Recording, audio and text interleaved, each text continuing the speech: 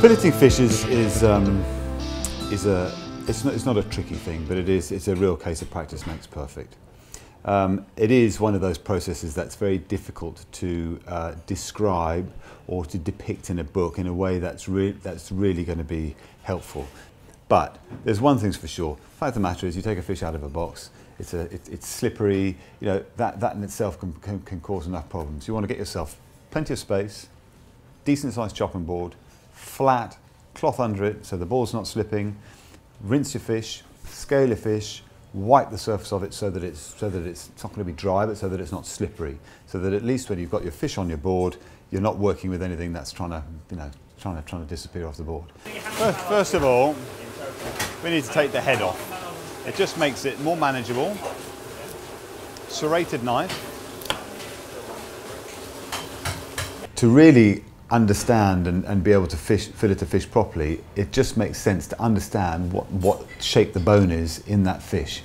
And so it might well be worth going to Fishmark and say, can I have a look at the bone of this fish, so you can actually see what's in there. In at the top, just above the fin line.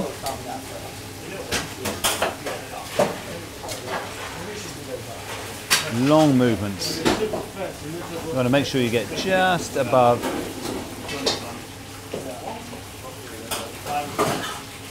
There's all those bones. You can see that. You can't cut through there.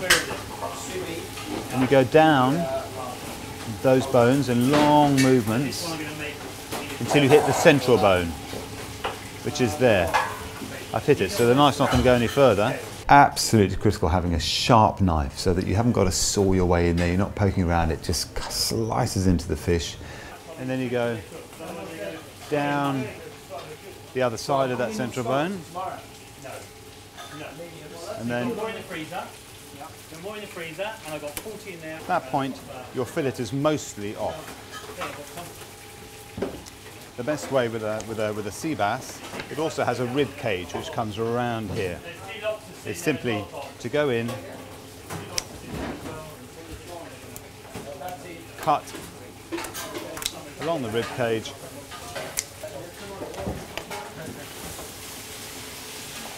that stage you lift out its guts,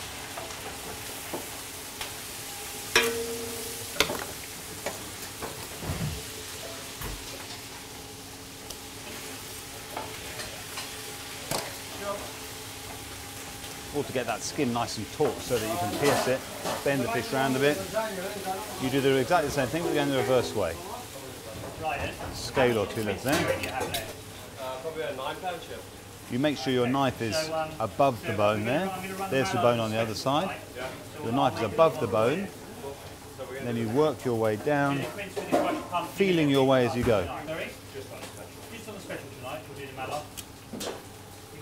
And again, work your way down that backbone until you hit the central bone. Then you apply a bit of pressure so the tip lifts up and over the bone. It is just a case of practice makes perfect and learning your way around that fish. It's not complicated, but it's a knack, and it's practice makes perfect, and thinking about it and trial and error. So there we have it. There's the lovely sea bass. Beautiful bit of British coastal sea bass. The key to all fish filleting is an understanding of the structure and where the bones are in the fish. A sharp knife, solid board, and keeping clean and tidy so it doesn't get slippery. Always wipe away as soon as it gets slippery. But practice makes perfect. Think about what you're doing. If it's successful, think why it was successful, and make sure that when you next tackle it, you repeat the same process. Go, guys.